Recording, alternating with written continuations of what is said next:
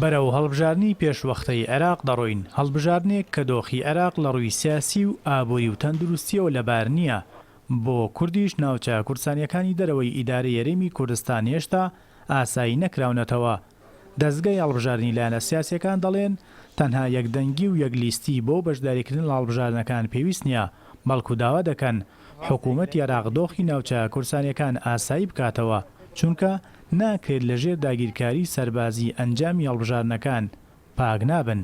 دۆخی ئەمنی استقراری هەبێت بۆ ئەوەی خەڵک بتوانێت بڕواتە دەنگدان، بۆ ئەوەی خەڵک بتوانێت بەشداری بکات لە پرۆسەکە. ئەوانە هەمووی گرنگە، بەڵام مەسەلەی بارودۆخی ئەمنی دەگەڕێتەوە بۆ ئەوەی کە حکوومەتی عێراق تا چەند بتوانێت ئەو ناوچانە ئەمنیەتیان بپارێزێت، چونکە بەڕاستی جموجۆڵەکانی داعش هەیە لەو ناوچانە، یعنی جۆرێک لە منافەسە و چێبڕچەی سیاسی هەیە. بۆیە بەڕاستی دەبێت ئەو شتانە هەموو یەکلایی بکرێتەوە لە هەموو حاڵەتەکاندا، یعنی مەسەلەی ئاساییکردنەوەی ئەو منطقانە و مەسەلەی یەکڕێزی لایەنە سیاسیە کوردیەکان. بەڕاستی ئێمە پێمان وایە زۆر گرینگە. دۆخی ناوچە کورسانیەکان بەم شێوەی ئێستا لەبار نییە بۆ ئەنجامدانی هەڵبژاردن بە تایبەت لە کەرکووک و شنگال. هۆکارەکەشی ئەوەیە ئەو ناوچانە لەلایەن هێزی ناشەرعی و میلیشیاوە داگیرکراوە.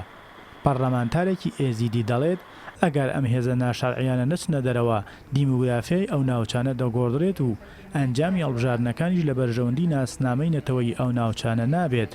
داگیرکردنەوەن ناوچەیە تعریبکردنەوەن لایەنی نەشەرعیلوان ناوچەیەن کوردستانی بتایبەت شنگارێ، یعنی مەترسیەکە مەزن هەیە لەسەر وان ناوچەیە و هەردیسان بۆ گۆڕینە دیموگرافیاوان ناوچە. ڕاستی دۆخی ئەمنی زۆر گرنگە بۆ پێش هەڵبژاردنێت نوێنەرێن عێراقی بێتە ئاساییکردن و ئەوەژی داخوازیامە وەکیلیژنە ناوچەیەن کوردستانێ هەر حکوومەتە هەرێمێ و حکوومەتە ئەتیحادی کۆ ئەو ناوچەیە دۆخێوێ ئەمنی بێتە ئاساییکردن. ئێک لیستەکە هاوپەیمان بەشداری هەڵبژاردنێن نوێنەرێن عێراقی ببن، چونکە ئەوە بابەتێکی نیشتیمانیە، پاراستنە خاکی کوردستانەیە بۆ یەک ڕێزی و یەک دەنگیە.